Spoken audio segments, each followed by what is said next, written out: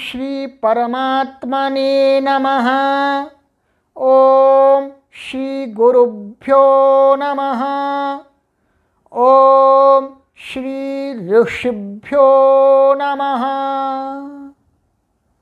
सर्वेभ्यो नमो नमः। देववाणी संस्कृतम ई गुरुकुलम में आप सभी महानुभावों का हार्दिक स्वागत है। मित्रों, आज हम वर्णोच्चारण शिक्षा की 8वीं कक्षा को पढ़ेंगे। अभी तक हमने सामान्य बातों पर विचार कर लिया, उनको समझ लिया और इस पुस्तक को क्यों पढ़ना चाहिए, पढ़कर के क्या लाभ होने वाला है, सभी बातें हमने संक्षिप्त रूप में जान ली। अब हम आचार्य पाणिनि के द्वारा जो मुख्य रूप से लिखित जो वर्णोच्चारण शिक्षा है उसको पढ़ना आरंभ करते हैं। तो ये प्रश्न करते हैं, इस ग्रंथ में कितने प्रकरण हैं, कि हमको ये बताइएगा कि ये ग्रंथ आपने लगातार एक ही प्रकरण में पढ़ा दिया अथवा कुछ इसको विभागीकरण करके पढ़ाया है, क्योंकि विभागीकरण करके किसी भी विषय को प्रस्तुत करना उत्तम समझा जाता है। तो इसीलिए प्रश्न उठाया कि आचार्य पाणिनि जी तो बहुत बड़े विद्वान आदमी हैं, संस्कृत के महान ज्ञाता हैं, तो उन्होंने ऐसे ही पढ़ा दिया कि कुछ विभागीकरण किया है। तो उसका उत्तर देते हैं, आइएगा लीजिएगा।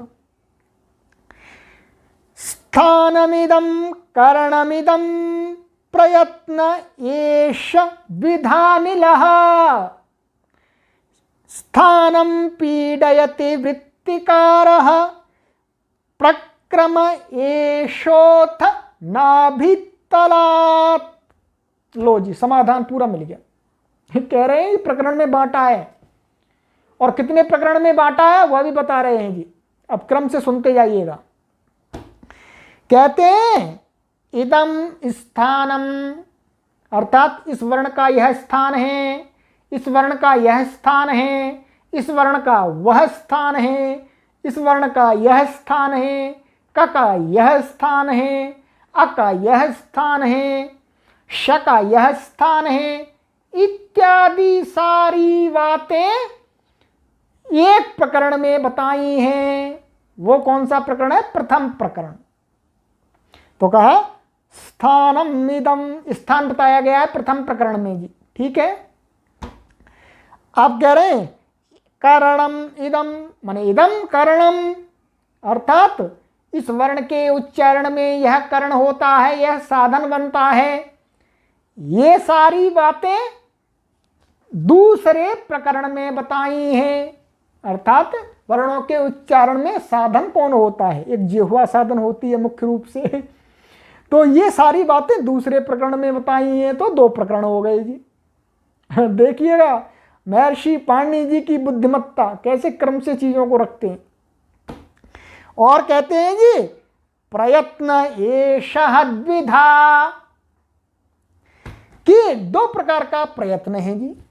वर्णों का 2 प्रकार का प्रयत्न है, एक आभ्यंतर प्रयत्न और एक बाह्य प्रयत्न।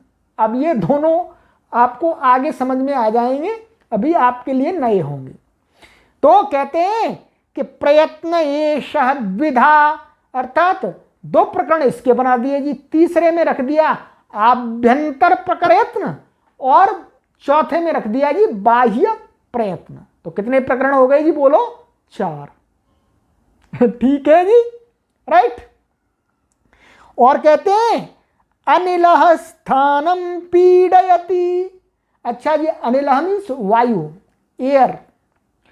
तो जो वायु है वो जब वर्ण का उच्चारण करते हैं तो वो कहाँ कहाँ ताड़न करती है, कहाँ कहाँ पर वो टकराती है। तो कहते हैं अनिलः स्थानम पीडयति, माने कहाँ कहाँ किस किस वर्ण के उच्चारण में कहाँ कहाँ वो टकराती है। इस बात को रख दिया जी 5वें प्रकरण में। अब 5 प्रकरण हो गए जी। और लीजिएगा वृत्तिकारः, कहते हैं जी वृत्तिकारः का अर्थ है आचार्य पाणिनि से पूर्व के जो आचार्य हैं उनके जो व्याकरण थे, जो वृत्तियां थी, उनके जो मत, अर्थात उनके भी अपने वर्णों के विषय में मत थे कि इस वर्ण का उच्चारण ऐसे करना चाहिए, इसका ऐसे करना चाहिए, इसका ऐसे करना चाहिए। तो इन बातों को आचार्य पाणिनि जी महाराज जी ने बहुत महत्व दिया है। दूसरे आचार्यों को, अपने से पूर्व के आचार्यों को सम्मान की दृष्टि से देखा है अपने अपने प्रत्येक ग्रंथ में, तो यहां पर भी देखा है। तो ये अन्य आचार्यों के वर्णों के विषय में जो भिन्न भिन्न मत हैं उसको रखा है जी 6वें प्रकरण में। ठीक है जी। आइएगा आगे, कहते हैं प्रक्रम एषः।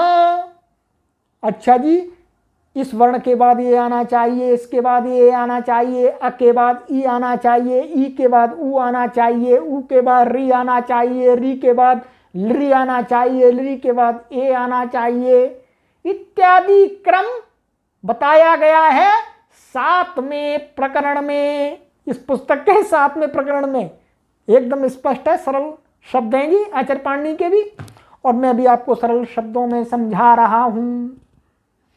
और कहते हैं जी अथनाभितलात्, और जो वर्ण के उच्चारण में आरंभिक जो प्रक्रिया होती है नाभितलात्, नाभि के तल से, उन सभी बातों को बताया है 8वें प्रकरण में।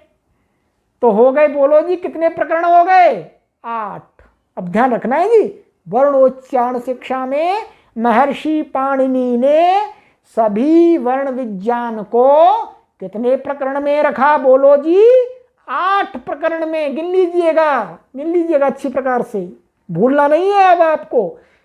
1 2 3 4 5, ये 5 हो गई जी, ताकत आ गई 5 में और 6 7 और 8, लो जी 8 प्रकरण में इस वर्णोच्चारण शिक्षा को महर्षि पाणिनि ने समझाया है, वर्ण विज्ञान को बताया है क्रम पूर्वक। तो अब हम आगे की कक्षा में उस क्रम पूर्वक विभागशः